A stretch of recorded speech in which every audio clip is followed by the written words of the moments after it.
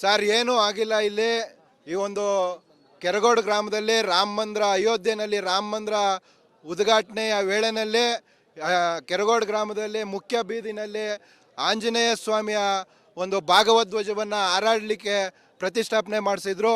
ಈ ಒಂದು ಸಮಯದಲ್ಲಿ ಕೆರಗೋಡಿನ ಸರ್ವ ಮುಖಂಡರು ಸೇರಿ ತೀರ್ಮಾನವನ್ನು, ಪಂಚಾಯಿತಿ ಸದಸ್ಯರೆಲ್ಲ ಸೇರಿ ತೀರ್ಮಾನವನ್ನು ಕೈಗೊಂಡು ಈ ಒಂದು ಧ್ವಜವನ್ನು ಸ್ಥಾಪನೆ ಮಾಡಲಾಗಿತ್ತು.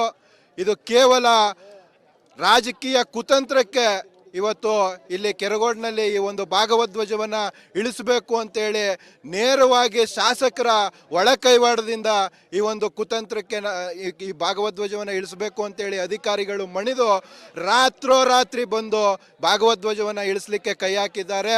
ಈ ಒಂದು ಕೃತ್ಯವನ್ನು ನಿನ್ನೆ ಸಾಯಂಕಾಲ ZP EO CEO ಎಲ್ಲ ಬಂದು ನೀವು ಯಾವುದೇ ಕಾರಣಕ್ಕೂ ಕಾನೂನು ಕೈಗೆತ್ತಿಕೊಳ್ಬೇಡಿ, ಶಾಂತ ರೀತಿಯಲ್ಲಿ ಮನೆಗೆ ಹೋಗಿ, ನಮಗೆ ಈ ಬಾವುಟ ಹಾರಲಿಕ್ಕೆ ಪೂರ್ಣ ಅನುಮತಿ ಇದೆ, ನಾವು ಯಾವುದೇ ಕಾರಣಕ್ಕೂ ಈ ಬಾವುಟವನ್ನು ಕೆಳಗಿಳಿಸುವಂತಹ ಒಂದು ಕಾರ್ಯಕ್ಕೆ ಕೈ ಹಾಕಲ್ಲ ಅಂತೇಳಿ ನಮಗೆಲ್ಲ ಭರವಸೆಯನ್ನು ಈ ಒಂದು ಸಭೆಯಲ್ಲಿ ಹೇಳಿ ಹೋಗಿ ಮಧ್ಯರಾತ್ರಿನಲ್ಲಿ ಬಂದು ಭಾಗವಧ್ವಜವನ್ನು ಅಧಿಕಾರಿಗಳು ಇಳಿಸಲಿಕ್ಕೆ ಪ್ರಯತ್ನ ಪಟ್ಟಿದ್ದಾರೆ.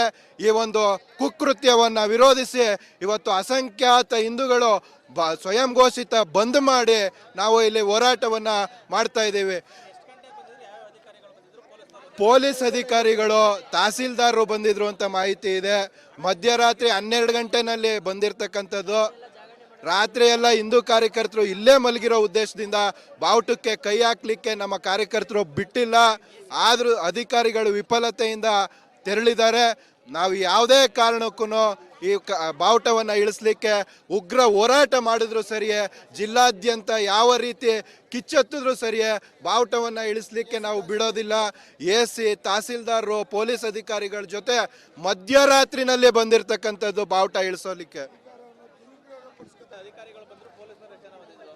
ಪೊಲೀಸ್ ಅಧಿಕಾರಿಗಳು 2 ಗಂಟೆ ರಾತ್ರಿಯಲ್ಲಿ ಇಲ್ಲಿ ನೋಡ್ಕೊಂಡು ಹೋದ್ರು. 4:15 ನಮ್ಮ ಭಾಗದ ತಹಸೀಲ್ದಾರರಾದಂಥವರು ಬಂದು ಇಲ್ಲಿ ವೀಕ್ಷಣೆಯನ್ನು ಮಾಡ್ಕೊಂಡು ಹೋದ್ರು. ನಾವು ಆಗ ಜಯಘೋಷನ ಕೂಗ್ದು, ನಾವು ಯಾವುದೇ ರೀತಿಯಾದಂಥ ಇಲ್ಲಿ ಕೋಮು ಗಲಭೆಯನ್ನು ಹುಟ್ಟಾಕಿಲ್ಲ. ಇದು ಒಂದು ಪಕ್ಷದ ಪರವಾಗಿ ಮಾಡ್ತಾ ಇರುವಂಥ ಒಳಸಂಚು. ಇಲ್ಲಿ ನಾವು ಹಿಂದೂಗಳು ನಮ್ಮ ಧ್ವಜವನ್ನು ನಾವು ಹಾರಾಡಿಸಿದ್ದೀವಿ. ಅಯೋಧ್ಯ ಉದ್ಘಾಟನೆ ದಿನ 22ನೇ ತಾರೀಕು ನಾವು ನಮ್ಮ ಧ್ವಜವನ್ನು ಹಾರಿಸಿದ್ದೀವಿ. ನಮ್ಮ ಹಿಂದುತ್ವನ ನಾವೇ ಕಾಪಾಡಲಿಲ್ಲ ಅಂದಮೇಲೆ ಈ ಒಂದು ಸರ್ಕಾರ ನಮಗೆ ಯಾವುದೇ ರೀತಿಯಾದಂಥ ನಿನ್ನೆ ಬಂದು 2 ದಿನ ಕಾಲಾವಕಾಶ ಕೊಡಿ ಅಂತ ಕೇಳಿ 2 ದಿನ ಕಾಲಾವಕಾಶ ತಗೊಂಡೋಗಿ ರಾತ್ರೋರಾತ್ರಿ ಧ್ವಜವನ್ನು ಇಳಿಸುವಂಥ ಒಂದು ಕೃತ್ಯವನ್ನು ಎಸಗಿದೆ.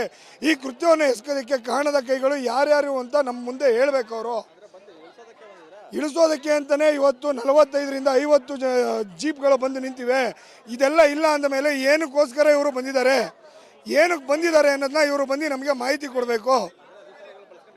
ಅಧಿಕಾರವನ್ನು ಬಳಸ್ಕೊಂಡು ಇವತ್ತು ನಮ್ಮ ಧ್ವಜವನ್ನು ಇಳಿಸಬೇಕು ಅಂತ ಇವರು ನಡೆಸ್ತಾ ಇದ್ದಾರೆ. ಇದನ್ನು ನಾವು ಹಿಂದೂಗಳು ನಾವು ಇದನ್ನು ಮನವರಿಕೆ ಮಾಡ್ಕೋಬೇಕು. ನಮ್ಮ ಹಿಂದುತ್ವ ಇದು, ನಮ್ಮ ಅಸ್ತಿತ್ವನ ನಮ್ಮ ಕೈಯಿಂದ ಈ ಸರ್ಕಾರ ಕಿತ್ಕೊಳ್ಳೋಕೆ ನಿಂತಿದೆ. ಈ ಸರ್ಕಾರ, ಇಲ್ಲಿಯ ಶಾಸಕರು, ಇಲ್ಲಿಯ ಉಸ್ತುವಾರಿ ಮಂತ್ರಿಗಳು ಯಾರೇ ಆಗಲಿ ಈ ಭಾಗದಲ್ಲಿ ಇಷ್ಟೆಲ್ಲ ನಡೀತಾ ಇದ್ರು ಒಬ್ಬರು ಬಂದಿಲ್ಲ. ಏಂತಕ್ಕೆ ಬಂದಿಲ್ಲ? ಹಾಗಾದರೆ ಇವ್ರ ಕೈವಾಡ ಇದೆಯಾ ಇಲ್ಲಿ? ಇದಕ್ಕೆ ಅವರೇ ಕಾರಣನಾ?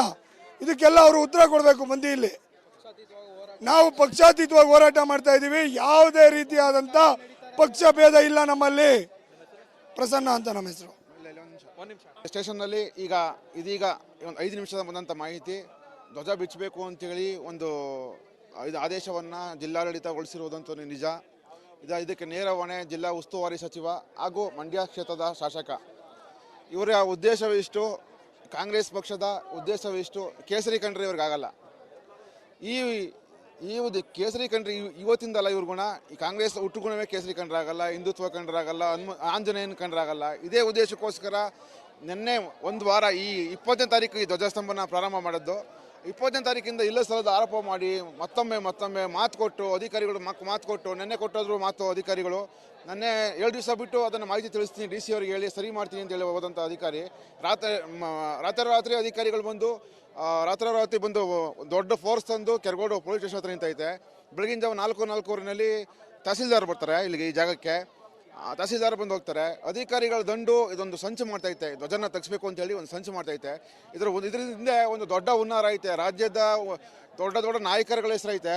ಹಾಗೆ ಜಿಲ್ಲಾಡಳಿತ ಸಂಪೂರ್ಣವಾಗಿ ಇದರ ದೊಡ್ಡ ಕೈವಾಡಕೈತೆ. ಅದರಲ್ಲಿ ಜಿಲ್ಲಾ ಉಸ್ತುವಾರಿ ಸಚಿವರು ಹಾಗೂ ಈ ಈ ಈ ಮಂಡ್ಯ ಕ್ಷೇತ್ರದ ಶಾಸಕ ಇವರಿಬ್ಬರದು ದೊಡ್ಡ ಪ್ರಮಾಣದ ಕೈವಾಡ ಐತೆ.